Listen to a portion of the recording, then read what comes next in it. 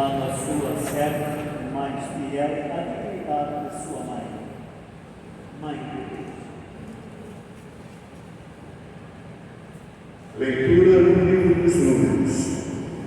O Senhor falou a Moisés, dizendo: fala a Arão e a seus filhos, ao abençoar os filhos de Israel, dizendo-lhes: o Senhor te abençoe e te guarde. O Senhor faça brilhar sobre ti a sua face e se compadeça de ti. O Senhor volte para ti o seu rosto e te dê a paz. Assim invocarão o meu nome sobre os filhos de Israel, e eu os abençoarei. Palavra do Senhor.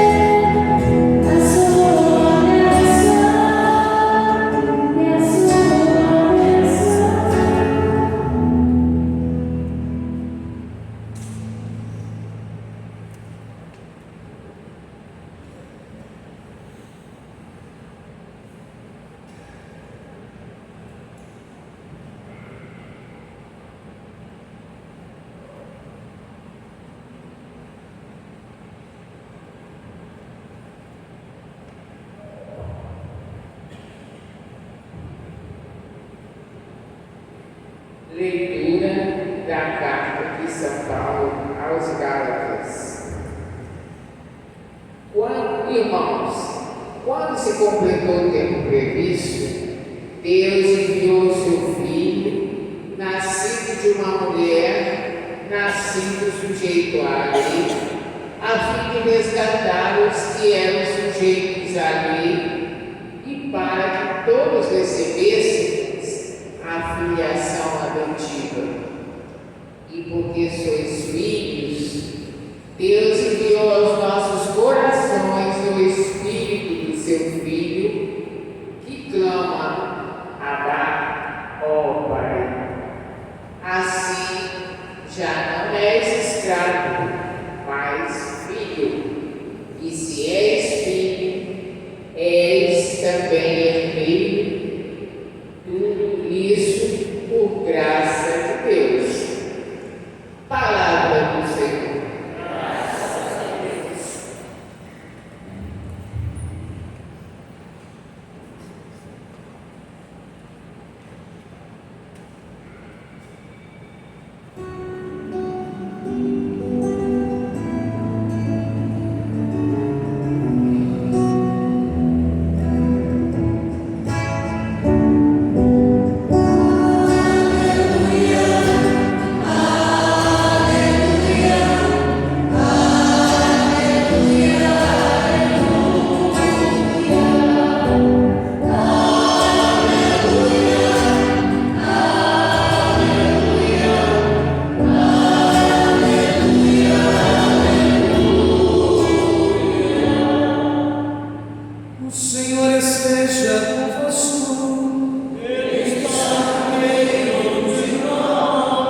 Proclamação do Evangelho de Jesus Cristo, segundo Lucas.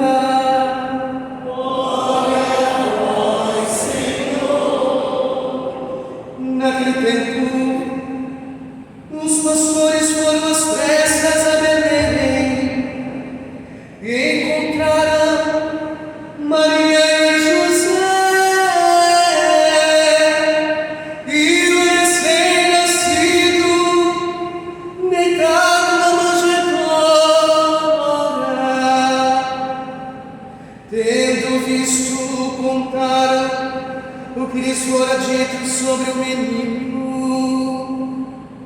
E todos os que ouviram os pastores ficaram maravilhados com aquilo que contavam. Quanto a Maria, guardava todos esses fatos e meditava sobre eles em seu coração. Os pastores voltaram, glorificando e louvando a Deus por tudo que tinham visto e ouvido, conforme lhes tinha sido dito, quando se completaram os 8 dias para a circuncisão do menino, deram-lhe o nome de Jesus, como fora chamado pelo anjo antes de ser concebido. Palavra da salvação.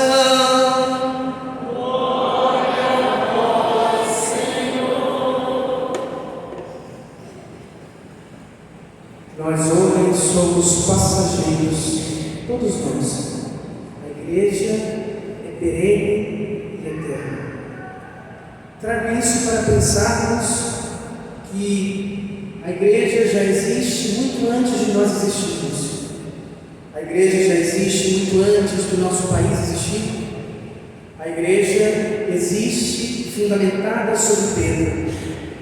A igreja tem uma tradição, um magistério e a Sagrada Escritura como depósito da fé. Nenhum dogma da igreja é proclamado por desejo de uma só pessoa. Nenhum dogma da igreja é proclamado num dia que se acorda e se acha bonito e se proclama. Mas é um estudo vivencial, que durante anos e anos, podendo levar mais de 100 anos, como é o dogma de Santa Mãe de Deus, se fica vivendo, pesquisando, estudando, aprofundando e conhecendo a partir do depósito da fé, Sagrada Escritura, tradição e magistério, para depois o Papa promulgar.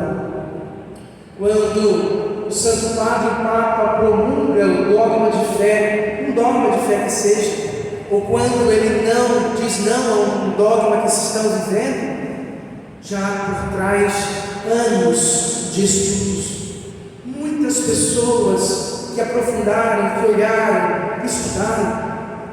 Por isso, precisamos humildemente aprender a ouvir e entender o mistério que é revelado.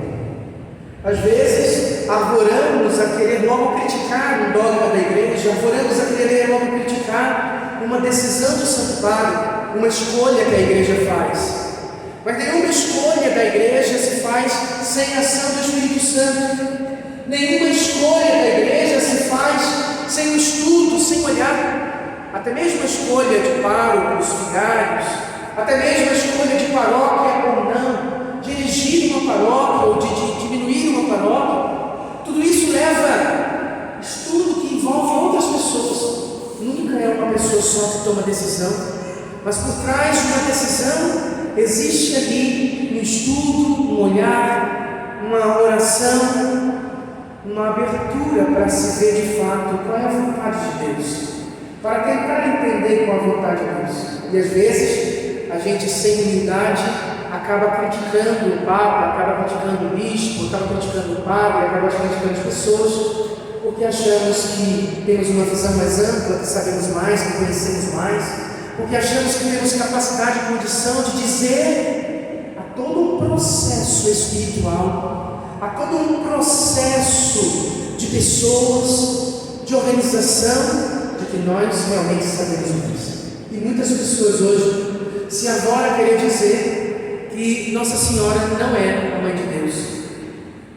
Há muitas pessoas que se arvoram a dizer que Nossa Senhora é somente a Mãe do Filho de Deus. E aqui há um defeito catequético profundo, aqui há uma estranhez catequética e uma necessidade de quem pensa assim, de voltar a estudar o catecismo da Igreja Católica, de voltar a fazer catequese novamente para melhorar o conhecimento e a amplitude da visão. Precisamos lembrar do dogma da Santíssima Trindade. Há um só Deus, uma só essência divina, uma só atitude divina, que se revela em três pessoas distintas. A primeira, o Criador, que chamamos de Pai, Abá. A segunda, o Salvador, que chamamos de Filho, de irmão, Jesus. E a terceira, o Espírito Santo, que santifica-nos, que nos toma, que nos ajuda a moldar o nosso pensamento, o nosso sentimento e a nossa vida. Bom, há um só Deus, a mesma essência. O Espírito Santo é Deus igual ao Filho e ao Pai. O Filho é Deus igual ao Pai e ao Espírito. E o Pai é Deus igual ao Filho e ao Espírito. É preciso que nós tomemos esta consciência clara deste Deus único. E ainda que Nossa Senhora seja de fato a Mãe do Filho de Deus, do Verbo que se encarnou, que foi gerado da própria essência de Deus, ela também é a Mãe de Deus, porque a natureza divina gerou no seio materno uma união profunda, hipostática, inseparável. Não se tem como separar. Não se separa a natureza divina da natureza humana. Então, como não há como separar, e Jesus é a totalidade, Nossa Senhora é a Mãe da totalidade. Ela é a Mãe da natureza humana, mas ela também é a Mãe da natureza divina, por graça específica de Deus. E é por isso que ela é liberta do pecado originante no seio de sua mãe, para que o pecado não tocasse a natureza divina. E a natureza humana, unida à natureza divina, gerada e conduzida por uma pessoa divina, pudesse ser conduzida de fato sem nenhuma mancha ou nenhum pecado. E é dessa forma que a igreja nos convidou, depois de mais de 200 anos meditando sobre esse tema, quando proclamou a Santa Mãe de Deus, nos convidou a pensar que Nossa Senhora não é mãe do Pai, mas é mãe de Deus.